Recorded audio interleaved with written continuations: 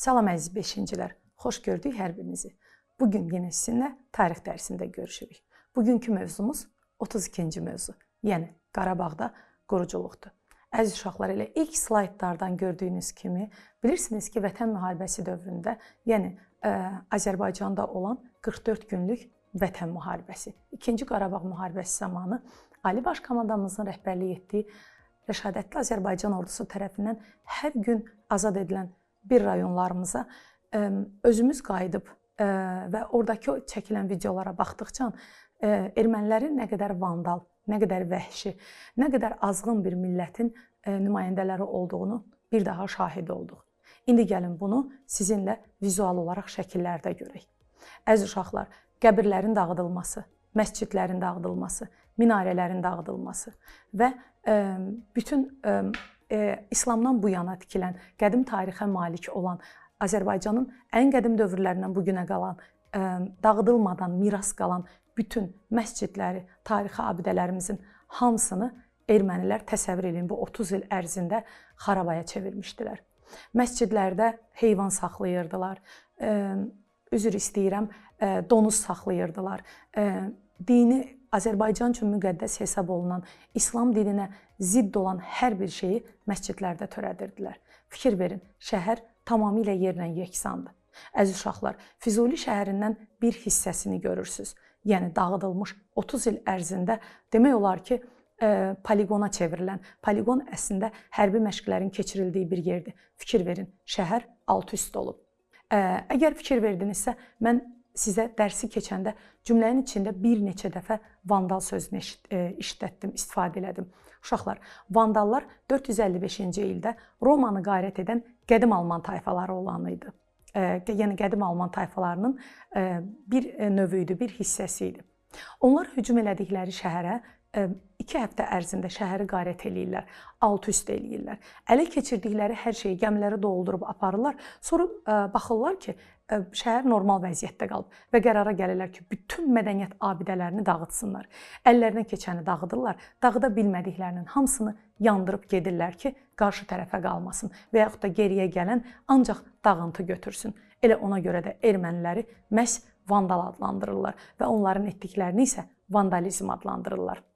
Cənab Prezidentin özü də Füzuliyə ilk rəsmi səfəri zamanı, yəni işğaldan azad olunandan sonra Füzuliyə ilk dəfə girəndə o eynən bu cümləni işlətmişdi. Bugün Füzulidə olarkən hər kəs erməni vəhşiliyinin təzahürlərini görür.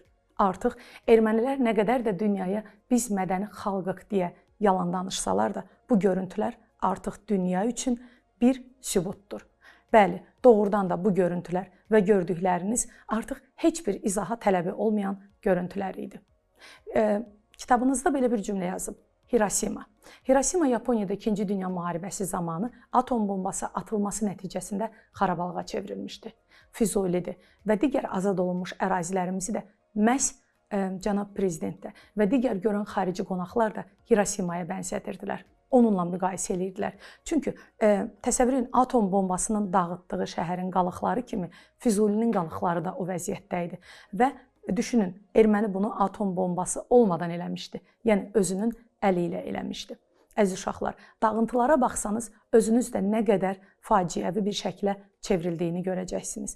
Füzulidən və digər işğaldan azad olunmuş yerlərdən ancaq və ancaq xarabalıq qalmışdı. Amma cənab prezident dəfələrlə işğaldan azad olunmuş yerlər barədə öz çıxışlarında eynən bu cümləni deyirdi. Biz Qarabağı dirçəldəcəyik, biz Qarabağa qayıdacağıq və dirçəldəcəyik. Bunu bir yerdə eləyəcəyik. Elə bu məqsədlə də Qarabağ dirçəliş fondu yaranır. Erməni vəhşiliyi özünün digər bir təzahürü isə bununla görsənirdi. Bərpa quruculuq işləri aparılarkən bir neçə işçilər, fəhlələr ermənilərin minaların harda bastırıldığını dəqiq demədikləri üçün, həmin xəritələri Azərbaycana təqdim etmədikləri üçün çoxlu sayda adamlar, Azərbaycan vətəndaşı minaya düşərək həyatını itirmişdi. Amma bütün bu çətinliklərə baxmayaraq quruculuq işləri böyük bir vəsait hesabına və böyük bir sürətlə davam etdirilir. Elə 2020-2021-ci ildən başlanan bu işlər bugün də böyük bir sürətlə davam elətdirilir. Əziz uşaqlar, böyük qayıdışın ilk qaranquşu Ağalı. Ağalı Zəngilanın kəndlərindən idi. Ağalı kəndinə qayıdış əslində orada dərsliyinizdə də görəcəksiniz, Smart Village, ağıllı kənd layihəsi deməkdir. Uşaqlar, smart özü sözünün mənası sürətli deməkdir, əlçatan deməkdir, ağıllı deməkdir. Bu layihəni həyata keçirməklə əslində Cənab Prezidentin də geriyə işğaldan azad olmuş rayonlara geri qaytarılan əhalinin güzəranını yaxşılaşdırmaq üçün, hər şeyi əlçatan və praktik etmək üçün idi. Ağıllı kənd layihəsində günəş enerjisindən tutun, hər şeyi necə deyim, əlçatan etmək və hər şeyi bir vasitəyə çevirmək. Əsas plan buydu. Yəni ağıllı kənd layihəsində torpaqların məlumatı, orada toplanan bütün məlumatlar, data məlumatlar, əgər bir nəsə təhlükə olsaydı, əvvəlcədən məlumat verirdi, yaranmış problemi əvvəlcədən bilib və ona qarşı nəsə bir tədbir görmək üçün idi, qarşılayıcı tədbir görmək üçündür. Bugün də ağıllı kənd layihəsi sürətlə davam elətdirilir. Quruculuq yolunda bu illər ərzində ən böyük işlərdən biri məscidlərin bərpa edilməsi, orada fabrik və zavodların tikintisinə başlanması, məktəblərin bünövrəsinin qoyulmasıdır. Və hər biriniz bilirsiniz ki, Füzuli, qısa müddətdə Füzuli, Zəngilan rayonları və hətta xüsusi təyinatlarımızın o Şuşaya qədər getdikləri yol boyu Şuşa yolu çəkmişdi və Zəfər yolu adlanan bu yolun da tikintisi, bərpası, quruculuq işləri sürətlə davam elətdirilir bugün də. Əziz uşaqlar, bilmirəm sizin üçün ən əsas nə hesab olunur, amma mənim üçün Ağalıda, Zəngilanda 29 ildən sonra ilk dərs günü zəngi, orada zəng çalınması məni bir müəllim kimi daha çox həyəcanlandırmışdı. Hətta artıq orada son zəng tədbiri də keçirilmişdi.